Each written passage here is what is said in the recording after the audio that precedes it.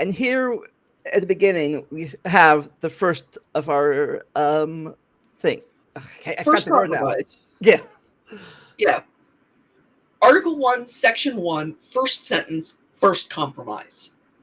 All legislative powers herein granted shall be vested in a Congress of the United States, which shall consist of a Senate and House of Representatives. Now, I have long said that you can tell how much argument went into any part of the Constitution based on how long the section about it is. And Yeah. we'll see that when we get to the Supreme Court, which is my favorite article, second favorite article in the Constitution. But this one, Yeah, the I used to. small, Sorry, huh? Rafat. I used to know what the name of this compromise was, but right now my brain's. Yeah, Not, well, so this is the first of.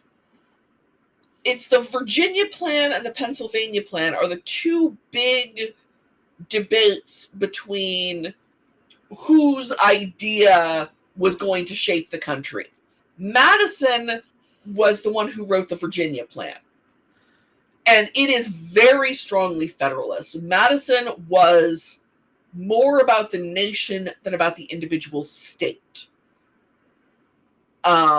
Because both Virginia and Pennsylvania were big on this, a lot of the Constitution is shaped by it because they were the two big states at the time. The South Carolina plan, which was Charles Pinckney introduced it, South Carolina was also a sizable state, but it did not have quite the same influence as Virginia and Pennsylvania. So I looked it up real fast. It's called the Great Compromise or the Connecticut Compromise. Right. The Virginia plan wanted what's called a bicameral Congress. That's two chambers. Like the British Parliament is bicameral, and there's a lot of influence in that. Honestly, the Senate is kind of the American House of Lords in a lot of ways. But without the titles. Yeah. And the House of Representatives is much more the American House of Commons. And let's be very, very clear. The Founding Fathers absolutely intended there to be a ruling class. Again, you can't say that universally, but it's awfully universal. Yeah, they all had other jobs, but they all assumed that the same people who had been making all the decisions in the United States before there was a United States would continue to be the ruling class of the country going forward. Yeah, we'll get into more of that when we get those specific things in the Constitution. Yeah, when we get to the Senate in particular, that's where we'll really dive into this. But the issue here was that there had been one house, unicameral representation under the Articles of Confederation, and the states were represented equally. And the small states liked that. You know, it's well established that one of our current problems with the Electoral College and so forth is that a person in Wyoming has considerably more power than a person in California because of how we got representation at the moment, and we need to fix that, and that's a whole other thing. Yeah. We'll get to more of that when we get to the Electoral College, but it's like, might edit this part out, but it's like, I saw this video where a person can win 76% of the popular vote and still lose the presidential election. Yeah. College. Yeah, if you get enough of the small states, you know, and the small states like that. Wyoming likes having more influence in the Electoral College than they deserve. It's the only reason anyone cares about Wyoming is because they might need those 3 Electoral College votes.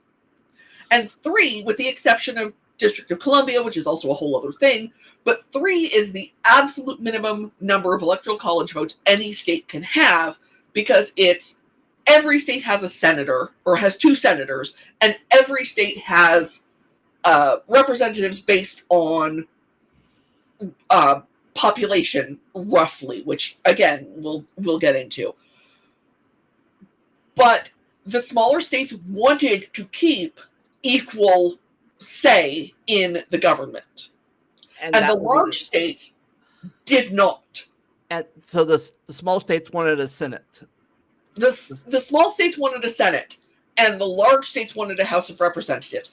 And again, probably they wanted a House of Representatives with all the same people who would have been in the Senate, but, you know, that's just how it was.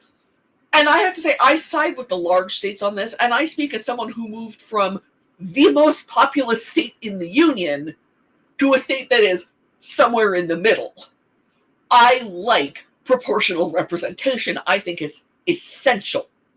Yeah, but, and we'll get to that. The problem with that, in my opinion, in the next article. Yeah, but the balance became, okay, we'll have 2 houses, and one will be proportional representation, and one will be everybody gets the same vote, and you need to have both of them in order to get your law passed. And that is the very first compromise in the Constitution, and it's right here in the second sentence. For the state level, fast, I think, is it Nebraska the only one that doesn't have this in their state level? There are a couple, I believe. Let me look that up real quick. States with unicameral legislature. No, it is only Nebraska. Do they not have the Senate? Do they not have the House? I am looking that up. It is the Senate. They only have a state Senate. Apparently in 1937, the state of Nebraska reorganized their legislature, and they only have a Senate now. I just gotta say that this kind of on top, not topic too, is this Tuesday we in Ohio had a vote to stop gerrymandering, and it failed. Jeez. The people voted to keep the gerrymandering. Oh boy. We actually, my state of Washington has what is considered to be some of the fairest electoral lines in the country because of how we draw them, and I'm very proud of that. We don't gerrymander for anybody. It's just that the west third of the state controls an awful lot of things because it's where all the people live. I looked this up. You know how bad the gerrymandering is in my state, at least in my area, technically. I looked up my state representatives, not the U.S. one, but for my state house, and literally, I live in this little plat. On the right of me, or in the west, let me think, east, west, and the west of me. I got my directions right. That's good Lord.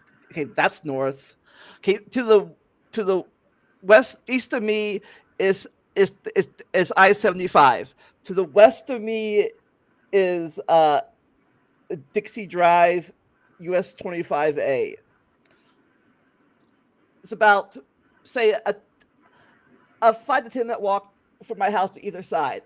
The borders are those things up there. Yeah, no, I'm looking at some of the Ohio districts, and that's crazy. And the top of the border is like maybe like a 20-30 minute walk from my house. So yeah, all the way around me is the same district, but right there in the little center is my district. Because reasons. Yeah, my state is a lot more sensible about that. Actually, gerrymandering named after a person who pronounced his name Gary. And apparently looked like a salamander. Yes. Well, not him, yes. The district. No, the district that it's named after, there is a drawing, you can find a picture of it online, of what the district looked like. And if you draw the little, feet on it, yeah, actually, it really does look like a salamander. It's weird. But the people of Ohio decide, you know what, we like this. Yeah, well, I have constant feelings on the subject. Every once in a while, I lean towards Alexander Hamilton's beliefs on this subject, that the people do not know what is best for them. And that's a terrible thought to have, but it's hard not to every once in a while.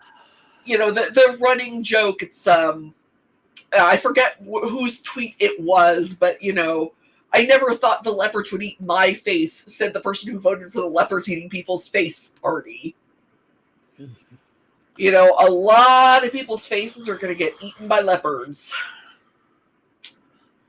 But obviously, they decided, you know what, we'll take both. We'll take both. Both are proportional and the same. Yeah. But and that's shaped a lot of policy over the last 200 odd years. Of course, this time around, we get to Article 3, but Section 3, not Article 3, Section 3. That this time they had 2 votes instead of just 1 vote. Any last things you want to say about this? No, that's pretty much it. All right, we'll get to the quote representative government in a minute. See you then.